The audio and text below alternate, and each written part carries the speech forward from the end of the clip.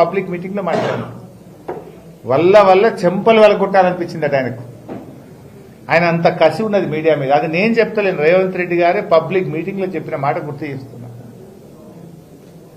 ఇవాళ ఆయన కడుపులో ఉన్న ఆక్రోశాన్ని ఇవాళ అక్రమంగా అర్ధరాత్రి పూట జర్నలిస్టులను అరెస్ట్ చేస్తూ వికృత ఆనందం పొందుతా ఉన్నాడు రేవంత్ రెడ్డి గారు. ఇవాళ మీడియా అనేది చాలా ముఖ్యం. మీడియా ప్రశ్నించడం మానేస్తే అధికారంలో ఉన్న వాళ్ళు బరి తెగిస్తారు, ప్రజలకు మోసపోతారు, ప్రజలకు గొంతుక లేకుండా పోతుంది. ఇది ప్రజాస్వామ్యానికి ఎంత మాత్రం మంచిది కాదు. ఇదే కాంగ్రెస్ ప్రభుత్వం, ఇదే రేవంత్ రెడ్డి గారు ఆ రోజు ఏమన్నారు? ప్రజాపాలన అంటే మేము ఒక 7వ గ్యారంటీ ఇస్తున్నాం, 7వ గ్యారంటీగా స్వేచ్ఛనిస్తున్నాం, 7వ గ్యారంటీగా ప్రశ్నించే హక్కును ప్రజలకు కల్పిస్తున్నాం అని ఆ రోజు గప్పాలు కొట్టారు.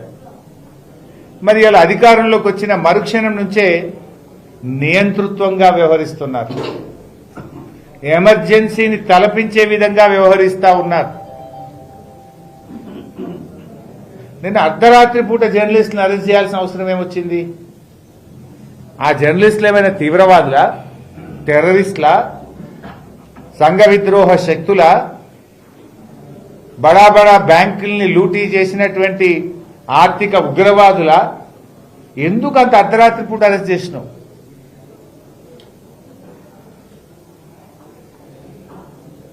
వాళ్ళకి నోటీస్ ఇవ్వచ్చు, పిలవచ్చు కదా. ఇలా అందులో ఒక అరెస్ట్ చేసిన ఒక జర్నలిస్టు పరిపూర్ణానందచారి. ఈ సంఘటన జరిగినప్పుడు 3 రోజులు శబరిమలలో ఉన్నాడు. ఆయన 3 రోజులు లీవ్లో ఉన్నాడు, శబరిమలలో ఉన్నాడు. ఈ విషయంతో సంబంధమే లేని చారిని అర్ధరాత్రి పోయి అరెస్ట్ చేసుకొచ్చేది. అంటే మీరు ఎంత నియంతృత్వంగా, ఎంత ఏకపక్షంగా చేస్తున్నారనడానికి ఉదాహరణ ఇది. వీళ్ళ మీద ఎస్సీ ఎస్టీ కేసు పెడదామని ఆలోచన చేసిండ్రు. అరెస్టు చేసిన జర్నలిస్టులో సుధీర్ ఒక దళిత బిడ్డ. అంటే దళిత బిడ్డ మీదనే దళిత కేసు పెడతారండి, ఎస్సీ ఎస్టీ కేసు. ఆహా, ఏం ప్రజాస్వామ్యం రేవంత్ రెడ్డిని ఇది. నేను అడుగుతున్నా, ఇవాళ ఆ సజ్జనారు కాంగ్రెస్ కండువా కప్పుకో రాదాను? ఏం మాట్లాడుతున్నావు నువ్వు? మీ డీజీపీ నువ్వు, మీరు మీ కాకి బుక్ ఏం చెప్తున్నది? మేము చట్టాన్ని అమలు చేస్తున్నాం. మరి ఆనాడు కేటీఆర్ గారి మీద అడ్డగోలుగా మంత్రి సురేఖ మాట్లాడినాడు, నీ చట్టం ఏమైంది? ఆ రోజు కూడా బాధపడ్డది ఒక మహిళనే కదా. ఆ రోజు అడ్డమైన ఆరోపణలు చేస్తే, మీరు కేసులు పెట్టకపోతే, మీ ప్రభుత్వం చర్యలు తీసుకోకపోతే కేటీఆర్ గారు ఆవిడ మీద సూట్ ఫైల్ చేసినారు. సురేఖ గారి మీద కేటీఆర్ గారు కేసు వేసినారు. ఏం కేసు అంటే మన డిఫమేషన్ సూట్ వేశారు కేటీఆర్ గారు. మరి ఆ రోజు మీకు కేసు ఎందుకు పెట్టలే? ఆ రోజు నీ చట్టం నిద్రపోయిందా సజ్జనార్? ఆ రోజు కాకి బుక్ పనిచేయలేదా సజ్జనార్? ఇవాళ ఒక మహిళ మీద అయిందని తెగ బాధపడుతున్నాం. మరి ఆ రోజు కూడా ఒక మహిళనే కదా, ఒక మంచి నాయకుడు, ఈ రాష్ట్రానికి పేరు తెచ్చిన నాయకుడు కేటీఆర్ గారి మీద అడ్డగోలుగా మాట్లాడితే, మరి ఆ రోజు నీ చట్టం ఏం చేసింది? చట్టం చుట్టమైంది ఆ రోజు? ఈ రోజు ఎందుకు ఇంత అర్ధరాత్రి పూట చేస్తున్నారు?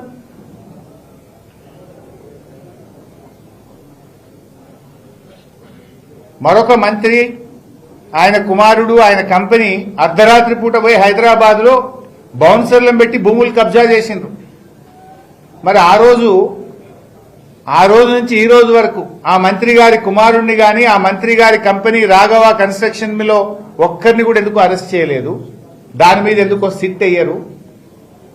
పట్టపగలు ఒక పేదవాడు, సామాన్య ప్రజల భూమిని కబ్జా చేస్తే, కోట్ల రూపాయల భూమిని హైదరాబాద్ నడిబొడ్డున కబ్జా చేస్తే, ఆ రోజు చట్టం ఏం చేసింది? దాని మీద ఎందుకు సిట్ అయ్యారు? దాని మీద ఈ రోజు వరకు ఎందుకు అరెస్ట్ చేయరు? అర్ధరాత్రి పోయి పట్టుకురావచ్చు కదా మరి వాళ్ళు. కానీ అక్కడేం చేసిండ్రు? పాపం నిజాయితీగా వ్యవహరించిన ఒక సిఐ గారిని బదిలీ చేసింది 24 గంటల్లో. ఆయన పేరు ఉండే, ఆ సిఐ గారిని బదిలీ చేసిండ్రు. అక్కడనేమో చట్టం పనిచేస్తలేదు, సజ్జనార్కు డీజీపీకి చట్టం కనబడతలేదు. మంత్రి గారి కంపెనీ పోయి బౌన్సర్లను పెట్టి భూమిని కబ్జా చేస్తే చట్టం నిద్రపోతుంది. ఆ రోజు అక్కడ అర్ధరాత్రి అరెస్టులు ఉన్నాయి. పాపం నిజాయితీగా వివరించిన సిఐనేమో ట్రాన్స్ఫర్ చేస్తారు, ఆయనకు బహుమానం ఇస్తారు బదిలీ చేసి. ఇదా చట్టం మిస్టర్ సజ్జనార్? నేను అడుగుతున్నా డీజీపీని. ఇగో ఇది కాంగ్రెస్ పార్టీ ఏఐసిసి నాయకుడు, కాంగ్రెస్ పార్టీ ఏఐసిసి నాయకుడు సంపత్ కుమార్ గారు నేషనల్ హైవే 44లో కాంట్రాక్టర్ను కోట్ల రూపాయల డబ్బులు ఇవ్వమని బెదిరించిండు. మిషన్లు తగలబెట్టాలని బెదిరిస్తే ఆ కంపెనీ వాళ్ళు 9వ తేదీ పోలీస్ స్టేషన్లో కంప్లైంట్ ఇచ్చిండ్రు. మరి ఎందుకో ఎఫ్ఐఆర్ నమోదు కాదు? ఎందుకో అర్ధరాత్రి పోయి మీ కాంగ్రెస్ ఏఐసిసి నాయకుడు సంపత్ కుమార్ని అరెస్ట్ చేయకపోతుంది? మిస్టర్ సజ్జనార్, ఏం చేస్తుంది నీ చట్టం? మహేందర్ రెడ్డి గారు, ఏం చేస్తుంది మీ చట్టం? చట్టం అందరికీ ఒకే రీతిన ఉంటుందా? చట్టం కాంగ్రెస్ పార్టీ నాయకులకు చుట్టమైందా? ఈ కేసులో ఇది కంప్లైంట్ కాపీ. ఇది ఏ ఫోన్ నంబర్ నుంచి వచ్చింది, ఎన్ని గంటలకు వచ్చింది?